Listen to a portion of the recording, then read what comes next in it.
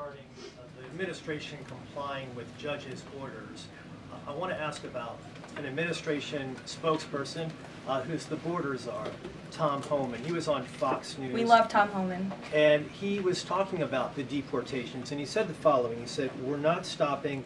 I don't care what the judges think," which seems to me, just reading that, that you don't care what orders come from the federal bench. Is that the case? Can you clarify that, please? Well, I think since you just quoted Tom, I'll quote Tom. He said, "I don't care what the judges think, but I can assure you that the administration is complying with the court order. And as I've said repeatedly from this podium, all of the flights that were subject to the judge's written order departed before the written order, and we are prepared to make that case in court later this afternoon." Reagan. And then if I could, on Russia, the president, as you pointed out, Karoline, made some remarks on Air Force One coming back from Florida, and he seemed to indicate that the conversation tomorrow concerns essentially dividing up assets, dividing up territory associated with the war in Ukraine.